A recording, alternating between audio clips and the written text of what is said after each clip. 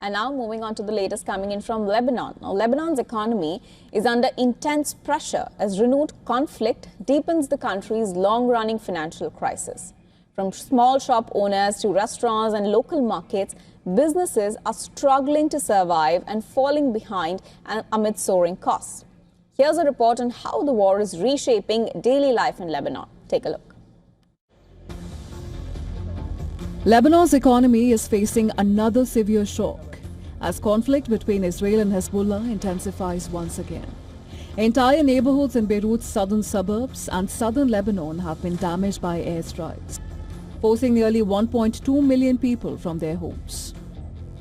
For small business owners already struggling after years of economic collapse, rebuilding has become nearly impossible. The country was still recovering from losses of nearly $11 billion from the previous war in late 2024. Now, rising fuel prices, supply disruptions and fresh destruction are pushing Lebanon's fragile economy even deeper into crisis. Everything is expensive. If I want to open a new store and get mannequins, hangers and some accessories, the prices are very different than before. Everything is expensive. In general, everything is expensive. If I want to begin rebuilding my shop, it's expensive. If I want to get tiles, it's expensive. If I want to buy anything, it's expensive. The impact of the war is being felt across every sector of Lebanon's economy. The country's economy minister estimates the conflict could wipe out nearly 7% of Lebanon's GDP as businesses shut down, tourism disappears, and unemployment rises. Inflation is once again accelerating, with food, fuel, and electricity costs surging sharply.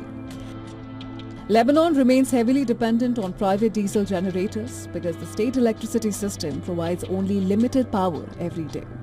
As fuel prices rise, generator bills for homes and businesses have also jumped, adding further pressure on households already struggling with a weakened currency and shrinking incomes.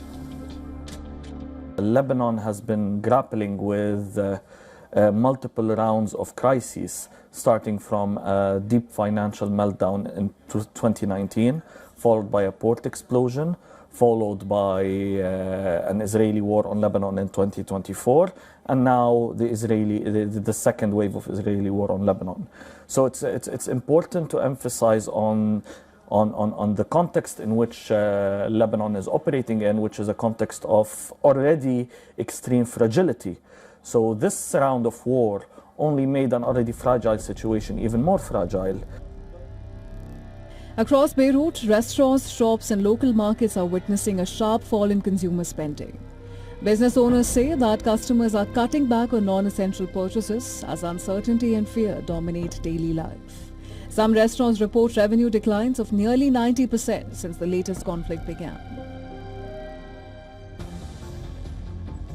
At the same time, allegations of hoarding and price manipulation are growing, with traders accused of exploiting shortages to raise prices further. Lebanon's government has launched inspections and legal complaints against suppliers and generator operators. But enforcement remains limited in a country already facing financial collapse. With no clear end to the conflict in sight, Lebanon's economic recovery remains under severe threat. Business Bureau, WION World is One.